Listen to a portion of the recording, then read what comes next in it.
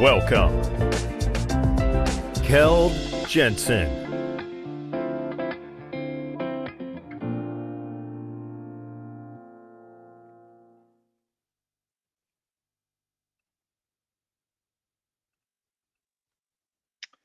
Hello, everybody, and welcome back. Thank you for joining us once again, talking about collaborative negotiation. At our last session, as you might recall, we talked about the concept of necroeconomics, the importance of collaboration, and the general trend that we're seeing that it's increasing, the needs and the wants for having more collaboration. We also discussed, obviously, preparation, and this time we're going to dive in the different negotiation styles. We're going to look at those who are doing it wrong, and we're going to look at one negotiation session that is actually doing it correct, because there's a right way to negotiate, there's a wrong way to negotiate if we generalize. So let's dive right into it, because what we discussed last time we spent time together was actually, what is it that we see? Why is it that I claim that we're basically still negotiating like we did back in 1850s? Well, the reason for that, as I mentioned last time, is that I find so many negotiations still conducted in what we call the zero-sum game. And as you remember from last week, a zero-sum game is really the soldiers that are sitting in the trench, pointing the rifle towards each other. So that means that one side can only win if the counterpart loses. So it's progress for one side at the expense of the counterpart. Now, this is a way we've been negotiating for hundreds and hundreds of years, and sadly enough, it's the way that we still see a lot of negotiation. That's the way they're still being conducted today. Now, that is obviously not the right way forward in most cases, because we can become so much more successful if we change that behavior. But that is not only a question about changing the tools in the toolbox. Even more importantly, and perhaps even more difficult, is that we need to change the mindset, the way we think about negotiation, the way we embrace negotiation, the way we prepare negotiations, and obviously the way we conduct our negotiation with the counterpart.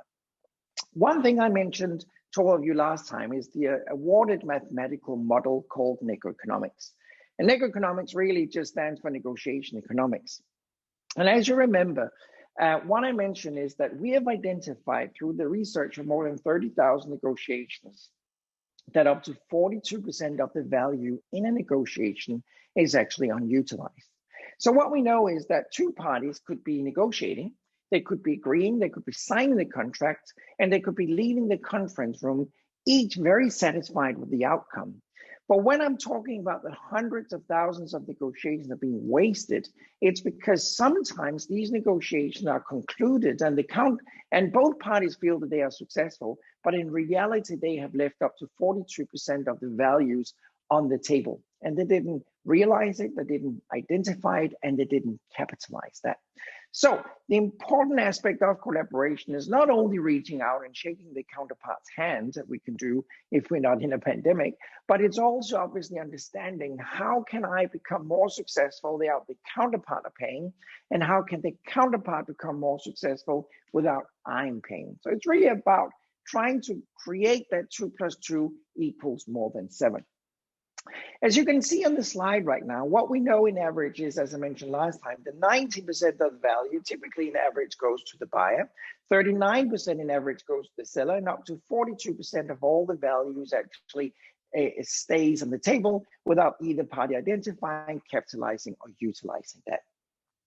A little bit later today, show you a video, brief video with a simple negotiation between myself and one of my colleagues, where we are actually performing a negotiation that is done correctly. That means we're identifying and utilizing the potential of necroeconomics. But more about that in a second.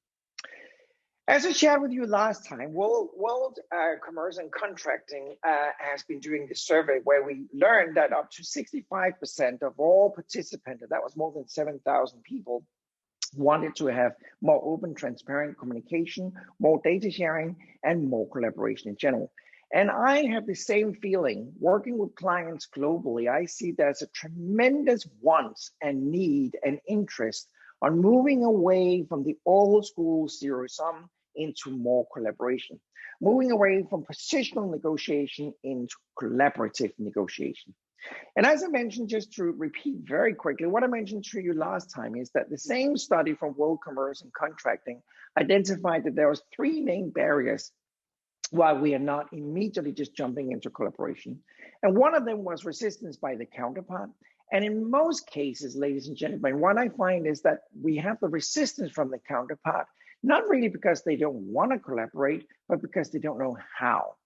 And then the second item was resistance from our own organization.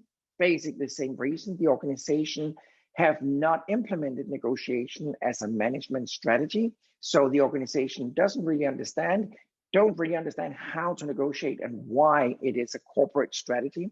And last but not least, the skill of the negotiator. People quite often find that they are having years and years of experience within negotiation, but truly they may have only 1 year of experience. They've just multiplied 23 times, and that's not 23 years of experience. So what is really crucial, obviously, is that we have a true experience and we know exactly how to negotiate. The four things I mentioned to all of you last time that is essential and critical to be more successful in a negotiation is the choice of a strategy that we talked about last time. It is the ability to create trust, and we talked about trust currency, so we can actually put a monetary value on trust. Rules of the game, that means that we need to negotiate on how to negotiate with the counterpart, and that, for instance, include the list of variables, everything that is negotiable. It includes the agenda. It includes that we have to agree, are we going to be transparent on our cost and value so we can generate that asymmetric value that will generate negoeconomics. And the last of the four, obviously, as I just mentioned, is the concept of negoeconomics by itself. Quick summarization as well. We have three choices that we can choose from when we are picking a strategy. One of them is zero sum, soldiers in the trenches pointing the rifle towards each other.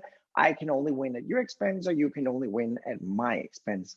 Alternative to that is partnership, where we move towards each other, but we may still be lacking the openness, transparency, rules of the game, and trust.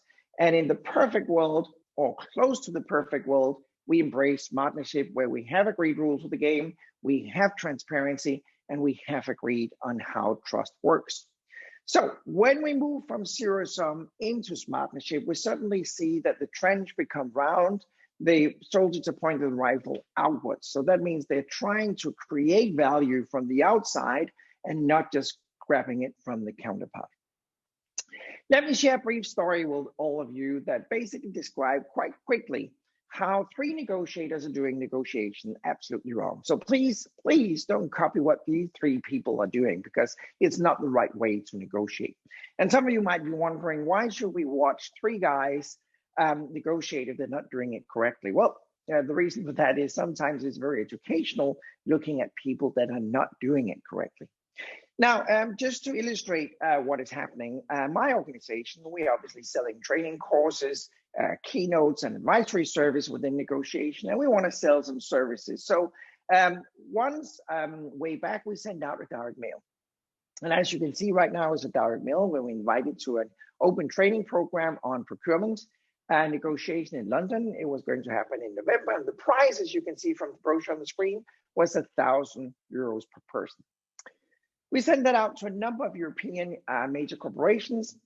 And after about a week, there was a woman from Volvo that called one of my consultants and said, we have received your brochure, your invite to the open program, training program, and we have actually been spending months trying to identify a potential supplier that could help us training our staff. We have identified that we have more than 2,000 employees in Gothenburg, our headquarters, that needs training in negotiation. They're working in services and traveling and commodity and procurement and sales, and they have never really had any formal training. And we were looking at your Hall of Fame, your history, your references, and all of that. And your services and your history and background look very attractive to us. So I just want to ask you, would you be interested in coming and helping us training our staff in becoming better negotiators? Now, I just stopped my story for a second, because listen carefully what I'm saying right now.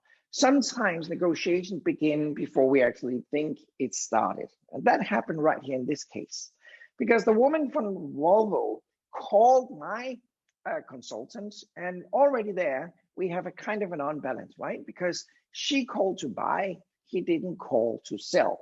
So if you look at it a balance like this, it's going a little bit in the wrong direction, looking at it from the point of view, the woman from Volvo. Anyway, back to the story. So she opened up by saying, would you be interested in coming and helping us, trying to provide us a training program for our staff? And obviously my consultant said, absolutely yes, I would be more than happy to do that, because he heard that Volvo told him that they have been looking into the market, had a very hard time finding anybody they thought would be qualified. Secondly, he heard that they had more than 2,000 employees that needed to be trained. And last but not least, she had told him that she really liked the content, the material, and the organization. So she had kind of given him complete monopoly on how to go about this deal. So she said, that is wonderful. But you know what? We don't want to send our staff to an open program in London. We want you to come and do it internally in our organization. My consultant replied by saying, absolutely, that is what we're doing most of the time. So she said, that's great, then you have to send us a proposal. And he said, I will be happy to do that as soon as we finish our phone conversation today. But before I can finish a proposal, I just have two questions for you.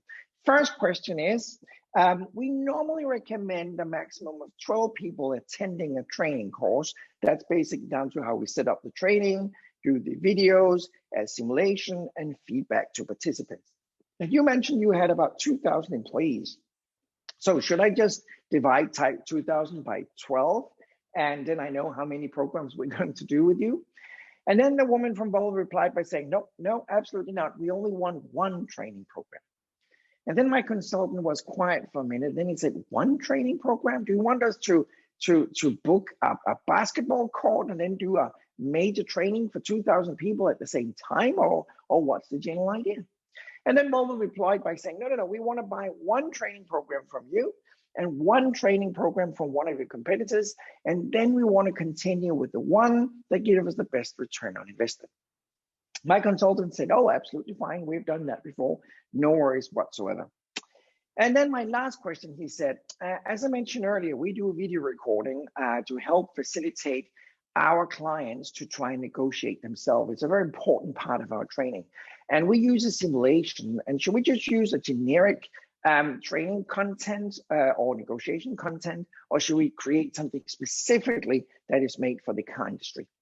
Now, the woman from Volvo said, I don't really know. You can just suggest whatever you feel might be the best for us. They concluded the phone call. My consultant created the proposal and sent it off to Volvo. You can see it on the screen right now. You don't have to read all the text. That's really not important. I just need you to focus on the price, because he is asking 11,000 euros for this training program to Volvo. About a week later, he calls Volvo because obviously he's very excited to understand and learn whether it's been accepted. And Volvo said, thank you so much for your proposal. It is of great interest.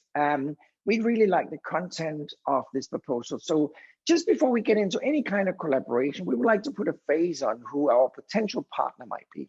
So do you have the opportunity to come and see us Wednesday next week at noon? Now, my consultant picked up his calendar and he looked at the calendar and he said, well, Wednesday at noon, I actually have a meeting with another client, but I have one of my colleagues covering that. And then at 3 o'clock, I have an internal meeting, but I don't have to participate in that. So if I can find a seat on a flight going to Gothenburg on Wednesday next week, I will see you at noon. Once again, I just stop my story for a second and ask all of you, what does our consultant know about this negotiation or this meeting that he basically just accepted? He really doesn't know anything, does he? He think he heard Volvo said they want to buy something, but they actually said, we just want to put a face on who you might be. So there's a bunch of questions since this negotiation already started that he needs to ask the counterpart. And one of these questions could actually be, have you decided in favor of the first service, the first product under the terms of my offer? That could be one question he should ask the counterpart. Now, another question obviously could be, what is the point of the meeting? Now, again, Volvo might be saying, well, we need to discuss your proposal because your price is too high, and there might be some other answer to his question right here. A very relevant question he should ask even before this negotiating starts is obviously, who will attend? who is going to participate in this meeting? That will be a very important question as well. I don't know if any of you ever tried to sit up there in a negotiation where you expect the counterpart is coming just on their own and you're there by yourself, and suddenly there's a whole delegation on the other side of the table. So you're sitting in front of 7 people. That can be a little bit surprising as well. A good question he could ask even before accepting this negotiation next week will be, what's the agenda? What are we going to discuss? A very important question is actually, will you be able to make a decision when we meet? Perhaps the woman from Volvo says, no, we can't because my boss is in Brussels that day, and he or she will be the one that will make the final decision. Perhaps we should suggest postponing this meeting until that person is back. And then the last question would be, I will have some expenses covering my preparation of the proposal, my travel, and my time presenting this proposal to you. So I'm just wondering, where should I send the bill covering the cost for all that time, effort, and cost? Now, those of you who are sitting on the sales side, I could ask you, have you ever been billing a client for your time preparing a proposal or preparing the actual presentation or travel cost all the time that you are presenting? The reason I'm just bringing this one up is, imagine that you're spending a day, 2 days, 3 days, 4 days, or even more preparing a proposal. You're taking time out to travel to your counterpart and do the presentation, the content, and you might even have some cost associated with all of that. Now imagine your client is not going to buy from you. Who's going to cover all that cost? When I ask that question in a classroom session, I often hear people say, well, you have to cover that cost yourself. But no, you don't. You actually pass that cost on to the next client that is actually buying from you. So a good way of actually starting your negotiation is even challenging the counterpart, saying, are you willing to compensate us for our costs? Anyway, what we're going to do now is we're going to look at 3 different negotiators who are doing things absolutely wrong. And what is happening now is my consulting is coming up to the headquarters of Volvo in Gothenburg. And Volvo, by the way, is very nice people. So they invite him in, they offer him coffee and tea and cakes and whatever, and they're small talking for about 30 minutes. And when they're done with all that small talking, what happens is that Volvo opens the agenda, the meeting, by saying, we like your product and your service, but it's too expensive. And I'm just wondering, those of you who are sitting in procurement, or those of you who are sitting in a sales position, have you ever used or heard that phrase?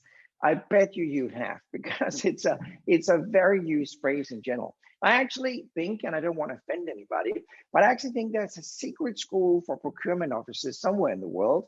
So if you want to be a certified procurement officer, I think you're being sent off to that school. And if you are able to say you're too expensive in 5 different languages, you are being certified and you pass the exam and can go back home and work as a professional procurement officer. Obviously, I'm joking, but what I mean by this is I have been sitting in negotiations so many times in my life where the counterpart is just looking at my client, or me, by the way, and saying, I think you're too expensive. Now, what do you think too expensive really means? Does it mean that there's something wrong with the price, or could it mean something completely different? Well, in a few cases, obviously, it could actually mean that we are too expensive. But in most cases, I have learned it means I want to negotiate your proposal. And you know what, ladies and gentlemen, there's absolutely nothing wrong by opening and saying to the counterpart, I want to negotiate your proposal, because that's exactly the reason we are there. But I'm wondering why quite often negotiators are opening up, especially on the sales side, saying you're too expensive, because that's kind of offending, isn't it? It's basically telling the counterpart that they're not qualified to price the service or product or whatever they are delivering. So instead of using that term, try and reverse that, change it into just saying, I want to negotiate these items, or I just want to negotiate your proposal in general. Anyway, back to the story that we are working on right now. So anyway, my consulting is sitting up here at Volvo. They open this negotiation by saying you are too expensive.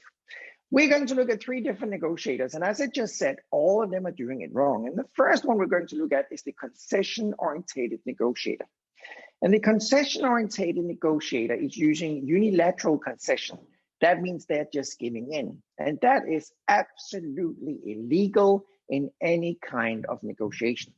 Let me just repeat that. That is absolutely illegal. And let me show you how the unilateral concession or orientated negotiator works. So Volvo opens up this negotiation by saying you are too expensive, right? And the concession-oriented negotiator might be using a sentence somewhat like this one. There isn't much I can do about the price. Listen carefully to what he's saying. There isn't much I can do about the price. Now, if you were sitting on the other side of the table and you heard your counterpart saying there isn't much I can do about the price, what is that person really saying? They're actually saying I can do something about the price if you listen carefully to the content. So already there, this is all wrong. So Volvo, obviously being a very qualified negotiator, just replies by saying, how much? That is all they need to say, right? Now, our superhero here, the unilateral concession-oriented negotiator, continues by saying, I can give you 3% discount. Now, these two people have been sitting negotiating with each other for less than 5 minutes. And how would you feel that if you, within 5 minutes, got 3% this easy, you might be saying, just like Volvo, well, I'm afraid that won't do. I need more than that. And our hero here continues his disaster trail by saying, well, unfortunately, I don't have the authority to give you more than 5%. He's just giving away and giving away and giving away and giving away. And now he's suddenly even telling the counterpart that the counterpart can have more than 5%. And at the same time, he's disqualifying himself. So he's basically telling Volvo that if you call my boss, you can get more than 5%, but I'm not able to give you that. Now, this can only be misunderstood, ladies and gentlemen, and let me give you another example. Imagine that you are negotiating your salary, you are applying for a new job, and you have gone through a number of meetings where everything went very smooth. There's only one thing left, and that is actually discussing your actually salary level. And you have prepared yourself. You have a starting point, you have a threshold of pain, and you have a target. And let's say your current salary is $10,000 a month, and you want to, for the new job, get at least $16,000. And then you build in a threshold of pain that could be let's say 14. So your current level is 10, your target is 16, and your threshold of pain is 14. Now you build in a little bit more just to hit 16. So you build in a little bit of margin. So let's say that you are asking for 18, right? Now you're ready and you come into this negotiation, you meet me, and I say, thank you for coming. The only item we have on the agenda today is discussing your salary. So I was just wondering, what is your ambition? What is it that you want to achieve? And you say, well, considering the huge budget I'm going to be in charge of, considering the number of people I will be heading, considering the amount of work, and considering I have to move myself and my family, I feel that an absolutely reasonable salary would be $18,000 a month. Imagine that I look at you for a second, then I say, well, that sounds absolutely fine. Could you start working here January 1st? Just think for a second, how would you feel if you got 18 that easy, but your ambition, your target was 16, and your threshold of pain was 14? You would actually leave this negotiation very unsatisfied with your salary. You would probably be standing outside the building after this negotiation thinking, shoot, I should have been asking for 20. What on earth are the other people employed at the same level as me? What on earth are they getting as a monthly salary? And do you know why you get that feeling? Because I was a lousy, incompetent negotiator. We are not allowed to give the counterpart, regardless what the counterpart wants, because it's going to be misunderstood. This is all psychology. It's not a dollar against a dollar. We could really give something like a stamp against $100. It's all psychology. So that is the reason in the short version why unilateral concession is absolutely illegal. But let's move on because we're not done yet. We're going to see the alternative, and the alternative here is the combative orientated negotiator. Now, there's a way higher level of entertainment in the combative orientated negotiator. So imagine that a new negotiator is coming up to Volvo for my organization, and instead of him being concession orientated, he's going to be combative. And Volvo opens up the same way as before by saying you're too expensive. But this time, obviously, he's not concession orientated. He will start to argue instead. So you would say, we are not too expensive.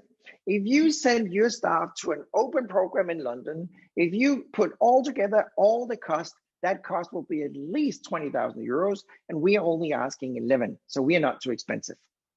Then Volvo replies to my consultant by saying, well, you do have competitors who can run the course at our premises just like you. So we are comparing bananas and bananas. And I'm sorry to repeat myself, but you are too expensive. Then this combative orientated negotiator, he says, well, we know the market, we know our competitors, and normally we are below our competitors in price. So we are not too expensive. And then Volvo says, well, you know what? Once again, you are the most expensive supplier. You are too expensive. You have to come down in price. Then the combative orientated negotiator leans back in his chair, folds his arms, look out the window, and then he just says, well, you know what? You received the absolutely best price you can get. It's not going to get any better than that. And then he starts whistling. Do you think you could have any progress with this behavior? Well, in a few cases, in a few incidents, he actually could. And that would be obviously if the counterpart is bluffing, that is one, or alternatively, if there's an illegal cartel. So this supplier knows that it's his time, his turn to get this order. In most other cases, I bet you he would be thrown out. But in this case, the combative orientated negotiator is actually lucky, because what is happening is that Volvo is opening what we call the bargaining phase. And if you remember the 10 phases we discussed last time, the bargaining phase is number 5. Because Volvo is saying, well, if you want to have any kind of contract with us, you have to come down with a minimum of 2,500. Now listen carefully. Could we agree that 11,000 minus 2,500 is what? Well, there you go. That is 8,500, right? So that is basically what they're saying. They want him to come down to 8,500. But then he replies by saying that is impossible. 10,000 is my absolutely minimum. Hey, hang on a second. Didn't he just tell Volvo 2 minutes ago that he couldn't reduce his price? Volvo then came up with a counter offer, and then he reduced his price from 11 to 10. You know what? Now he actually started lying. That is lying. We can't explain that in any other way, because 2 minutes ago he said I can't reduce the price. Now he reduced it from 11 to 10. So obviously he's starting to lie. And you know what's really funny, ladies and gentlemen? Quite often when one part in a negotiation start lying and it's clearly identified by the counterpart, they start lying as well. Because what the procurement officer from Volvo said is that is not low enough. My top limit is 9. Could we just agree that Volvo said he had to come down by 2,500 from the original price of 11? As we agreed, that is 8.5, and now suddenly Volvo is accepting 9,000, which is above what they said before. What is really funny is that I meet people who actually claims what is happening right here is a negotiation, and I disagree. I think it's just two people sitting lying towards each other across the table. It has nothing to do with negotiation. And what we see quite often is that a combative orientated negotiation ends in a compromise, which, by the way, ladies and gentlemen, is not a good solution. Now, let's just look at the third one. And please remember as well that the third one is not doing it correctly either. And here we go, same way, comes to Volvo. Volvo opens up by saying you're too expensive. Now, the third one that is looking for information is not getting into a concession-orientated mode. He or she is not going into combat either. He or she is asking a question. So what this one is trying to do is using the technique called listen, summarize, lock. So this person, this negotiator here says, apart from the price, do we then agree on everything else?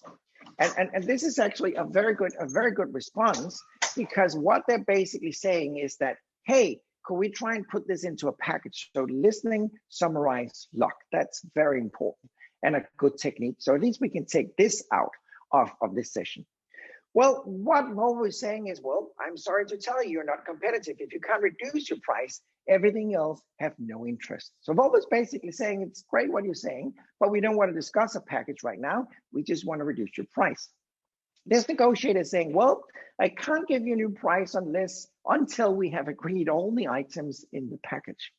And then the procurement officer from Volvo replies by saying, obviously, you didn't understand what I've been saying a few times. Your price is too high, and we need you to reduce that price. But what we can do is we can take a break for 5 minutes. I'll go out and get a water, and I'll be back in 5 minutes. And while I'm gone, I expect you to go to the flip chart and write down a new lower price.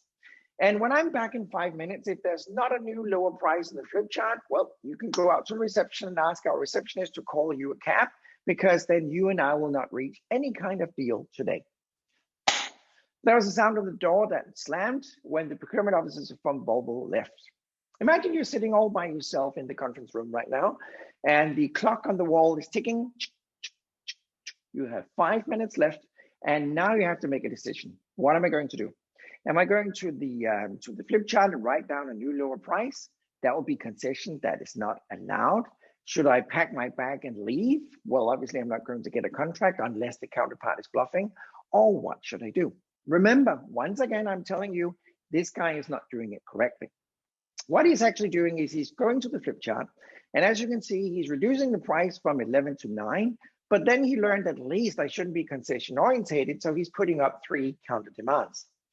And one of the counter demands is change of terms of payment. He requests 3 courses instead of just 1, and then he wants Volvo to take on the cost of producing all the materials that is required for this training.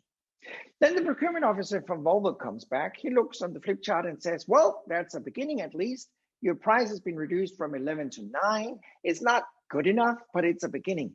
But what is that rubbish that is below the price reduction? I'm not going to change in terms of payments. We're not giving you 3 courses right now. You can get 1, and if you perform well in that one, then we can start discussing the other ones. And we're not a printer. We're not going to manufacture all the materials. You have to bring that yourself. So what is happening, basically, he's slicing this negotiation, what we call Islamic techniques, and he's basically taking what he wants and just throwing the rest out. So as I told you, please remember, neither of these 3 approaches are correct. What I'm going to show you in a second is a brief negotiation. It's being pre-recorded between myself and one of my colleagues where we are negotiating. And you have to pay close attention because we're basically negotiating the right way if we are in a partnership negotiation. And what are the conditions for perfect collaboration? Well, it requires well-functioning personal chemistry based on trust and openness. And that sounds easy on a slide than it is in reality, because obviously you're not stepping into a conference room shaking the counterpart's hand and said, I want openness and trust and transparency. And then the counterpart says, wonderful, I want that too. And then you go ahead. That is not the way it works. So obviously it takes more than that. Trust is coming from behavior and actions more than just word.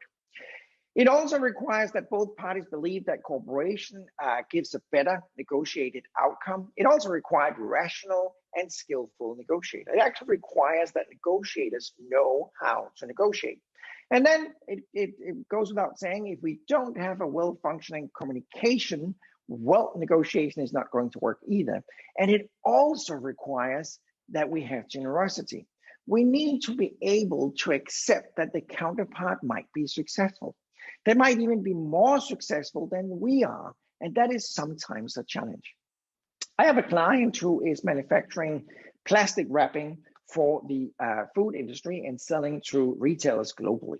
And they're in a very competitive market. They have competitors throughout North America, Europe, and Asia, but they're still doing really well. They're based in Europe.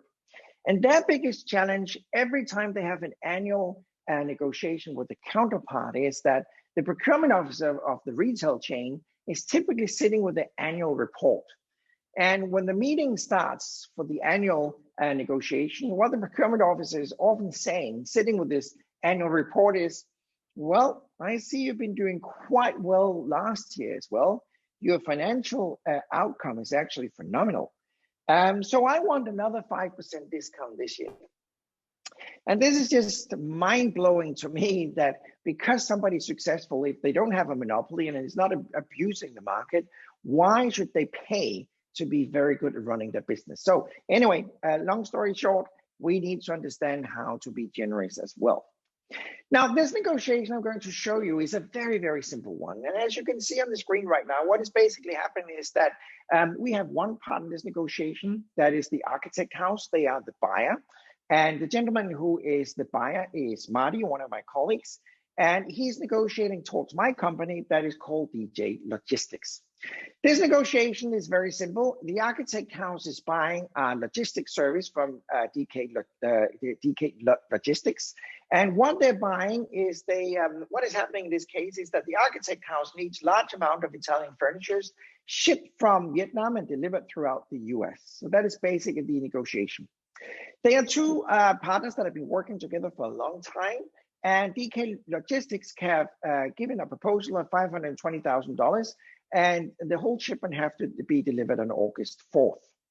Payment terms in this negotiation should be 100% on placement of order, and the architect house has requested this meeting, and they want to address 1, the price, 2, time of delivery, and 3, payment terms. So these are the 3 variables that should be negotiated in this negotiation. So let's watch that very quickly, pay close attention, and see what those 2 parties are doing and why they're doing it the right way. Okay, enjoy. Hi, Kjeld. How are you? Thank you very much for coming down and meeting with us. I guess we should do a virtual shake these days, right? Yeah. Good to see you again. Very good to see you, Marty. Thank you for taking the time. I appreciate it. We go back. We have a history, and it's lovely for me to be here once again. How are things at your place?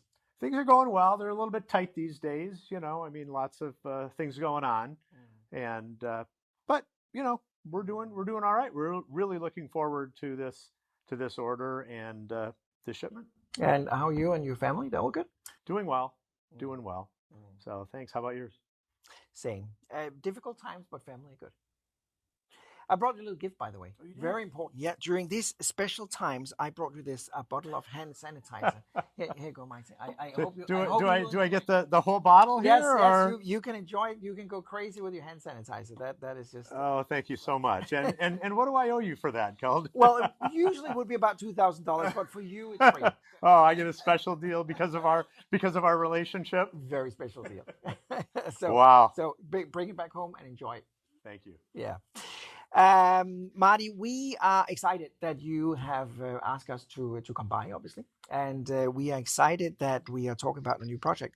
There was a couple of things that you mentioned that was cardinal's issue for you, something that was really important.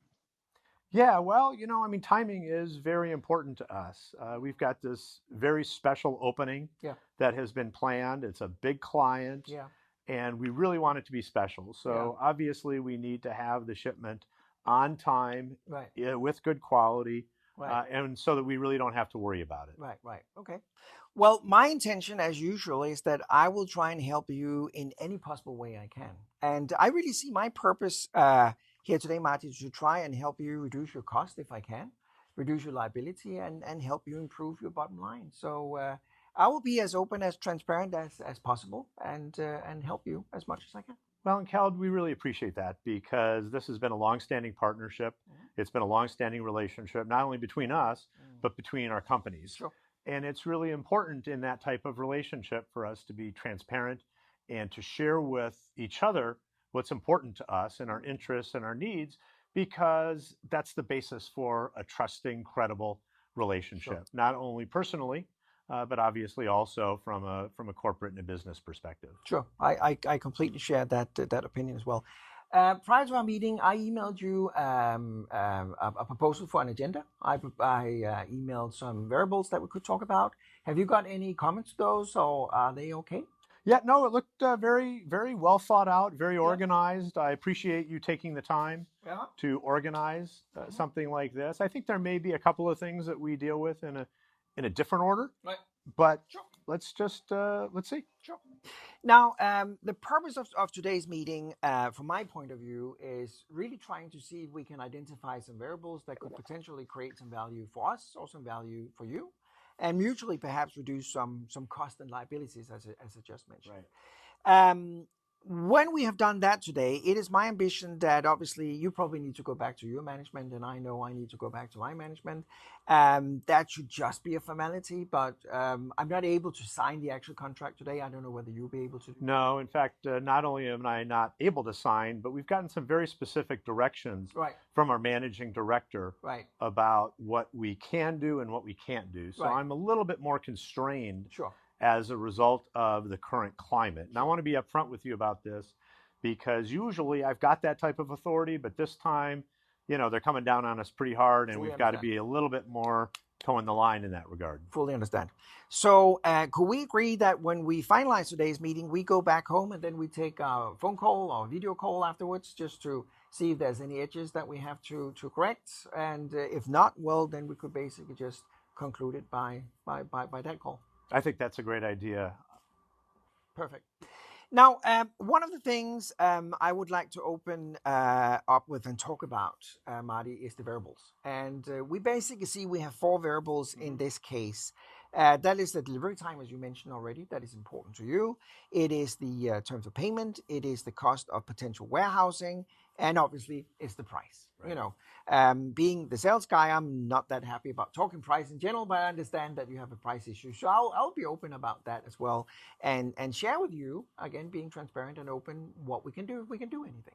That would be great. Yeah. Have you got any ambition about price? Because I know that you replied to the email saying that you felt our price was above the market pricing. Well, it is above the market pricing. I don't think there's any question. And the market may have changed recently. And we do appreciate the fact that you did give us your longstanding customer discount. But because of this new direction from our management, and specifically our managing director, who very specifically looked me in the eye and said, hey, we gotta get better pricing here. Right.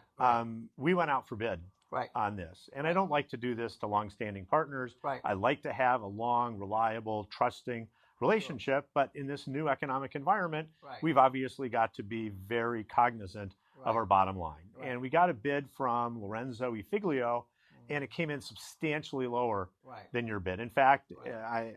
I'm happy to share it with you. They came in at $480,000, right. which is $40,000 less than what you had bid, which yes. was concerning to us. Yeah. Because obviously, because of our relationship, we thought that you would really be at a price that we considered to be most fair and most right. reasonable. Right. And the fact that there was such a substantial discount right. off of your initial bid suggested to us, maybe you don't value the relationship with us the way that we value the relationship with you. And so maybe you can share a little bit about your thoughts on that. I'll be happy to. One of the main reasons that I took the trip, that I'm here, I wanted to meet with you face to face, is just to emphasize that we prioritize you as a client. And we certainly don't want to leave you in a position where you feel that we don't have that interest in you. We do. So that's why I'm here, Marty. I'm really here to do whatever I can to help you, as I said, trying to reach that target that you would like to reach. I have a question in that regard, and that is, if we can assist you reaching your financial target, would that be okay if we reach that through potential savings on some variables, or does it have to be specifically on the price? I mean, if we could create some mutual value and we could split that to satisfy you and me, would that be okay for you? I think that's a great idea, and I'd absolutely like to explore those mutual interests, but I also would not be honest if I didn't say that the price and the idea of the price is going to have an impact on management. Sure. So even if I can go to management and say, economically, this is a better deal than we got from Lorenzo, right. if the price itself is too high, they're going to look at me and they're going to say, what's going on? Sure. Okay. So we've got to be understanding of that concern. Sure, I fully understand. And frankly, I got to look a little bit good in front of my bosses here, because if I come in and the price is wrong, even if I've added value, they're going to say, why didn't you get the best price and get the added value at the end of the day? Sure. I'll do whatever I can to help you reach that good-looking position. Well, I appreciate that, Carl. Have you got any other variables besides the delivery time, terms of payment, the warehousing, and the price, or is that the one that you see as well? No, but the terms of payment is also important to us. Right. From a cash flow perspective, obviously money has a value, and the time value of money has an impact. Right. And right now we're looking at carrying costs if we've got to put money up front in terms of that cash. And so I think maybe there is some ability, depending on your banking relationship and our banking relationship, maybe we can find some mutual value add in that equation as well. When we go through these variables, Marty, would you be willing and able to share your cost and benefit on each of those if I'm willing to do the same? Would that be okay with you? I think that would be fine. I mean, let's sort of see how it goes. I have certain constraints as to what I'm able to share. Sure. I would love to be able to be a completely open book, but I just don't think that's realistic from a from a negotiation perspective. I was just wondering, in terms of payment, because I have a very specific cost of capital. So I know exactly what my money cost me. Would you have that number? Would you be willing and able to share that number as well? I do have that number. What you say you've got one? What's Yeah. your I'm very happy to share mine if you could share yours as well. My cost of capital would be 6%. Excellent. Well, that makes me very happy because our cost of capital is 12%. Right. Okay. So we Perfect. actually could get some mutual value there Yeah. in terms of the terms of payment. So the difference between your cost and my cost is 6%, obviously. So why give the extra money to the bank, right? Exactly. So that basically tells us that I should give you a line of credit, and we should split that difference somehow. That's right. Perfect. The other one that is very important to me, at least, is delivery time. And the reason for that is that we have some changes internally that means that we can actually deliver earlier. I know you would love that delivery early August, but it would give me a financial benefit if you would allow me to deliver on July 9th. And I know that's July 3 9th, weeks that's ahead. a lot earlier. I know it's a lot earlier, but I have a considerable savings if we could do that earlier. How much? I would be saving, let me see here. I would be saving $60,000. Wow. Yeah. Would you have any cost by doing it earlier? Yeah. Well, storage costs. Yeah. I mean, we don't need it Right. until August 4th. Okay. And we need that 1 week period between August 4th and August 11th Sure. to get everything set up in the various facilities to get back to that opening, because we actually have a slight interest in having it delivered early, just because it lowers our risk of having it delivered late. Right. So, but the flip side is the cost. Sure. Sure. And we would incur a cost, and I'll be open with you about it. Right. We've looked into this because we thought that there was a possibility that you could deliver early, and our cost is, and I'm willing to share ours if you're willing to share yours, right? Yeah. Our cost is $5,000 a week. Okay. Well, that is which obviously we would not want to or need to incur absent. So just trying to do the math, that would be 3 weeks multiplied by 5,000. So that would be a cost of 15,000 if we deliver July 9th. Would I be right about that? That would be correct. Okay. I could actually offer warehousing as well, but it wouldn't make sense because my cost of warehousing is actually 6,500 per week. So we should definitely go with your warehouse. Right.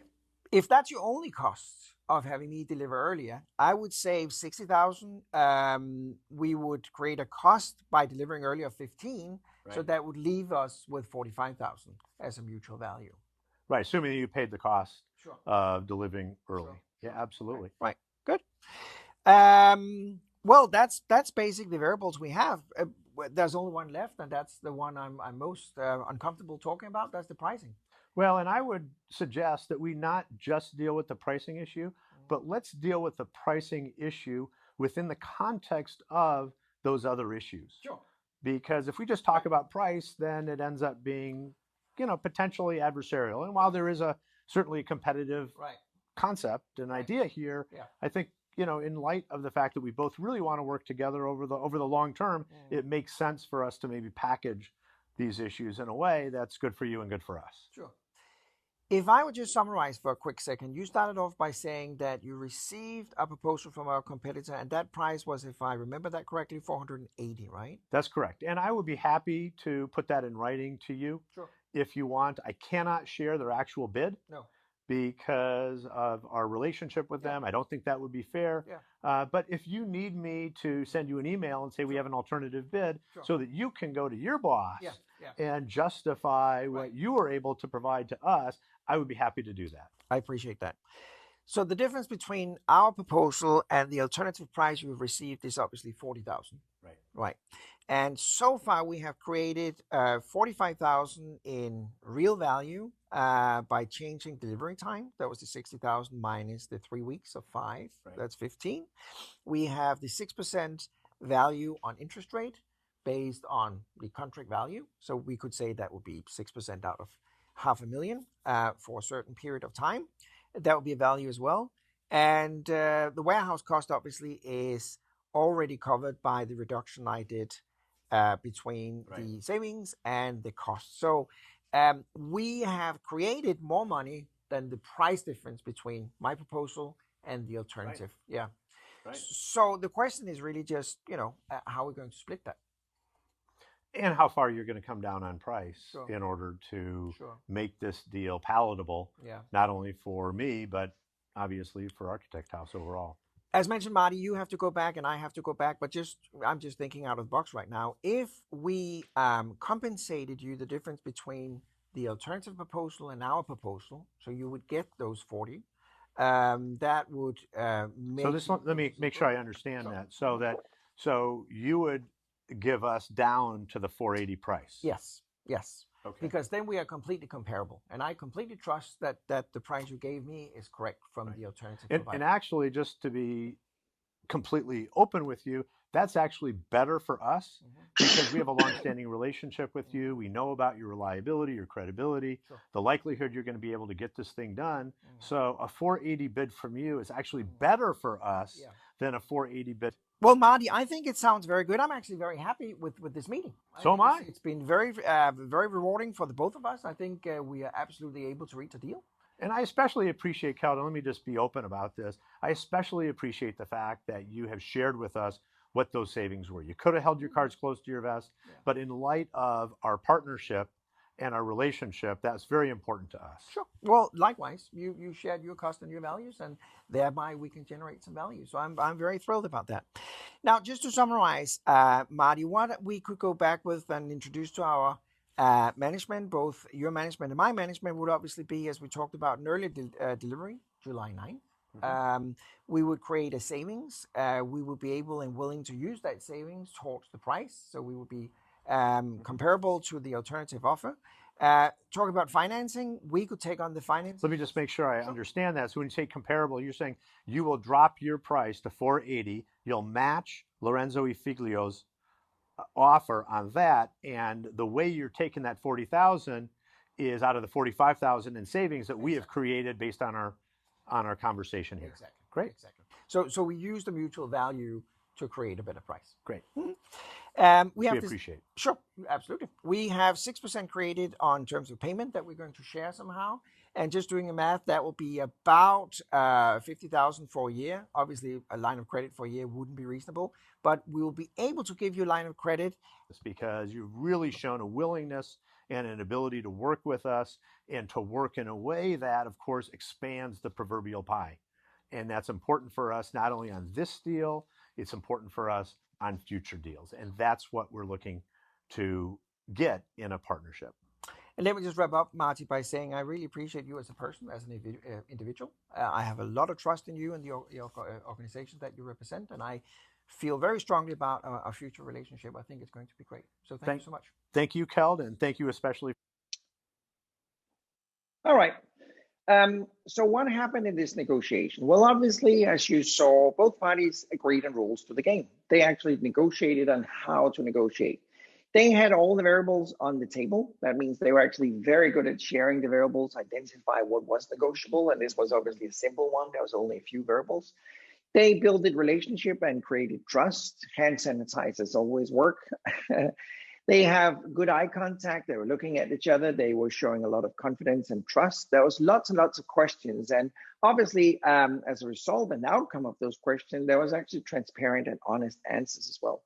They were sharing notes. They had a screen in the back. They used visual aids. They had a clear agenda. So that means there was a structure they followed so they could actually follow that negotiation through.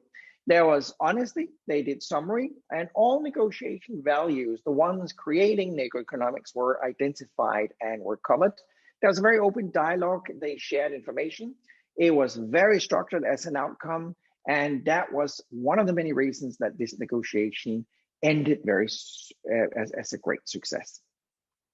Now, what I just want to do when I'm wrapping up right now is just sharing what is it we have to be aware of if we can't meet face-to-face, as these two guys did, and we have to negotiate online. And there's a list of 5 important things I want to share with you just before we finish today's sessions. And one of them is focus on collaboration. The second we go online, we should try and abandon the zero-sum game, the positional negotiation, and move towards collaboration. So focus on expanding the pie. Negotiation may already be difficult if you're just negotiating in zero-sum.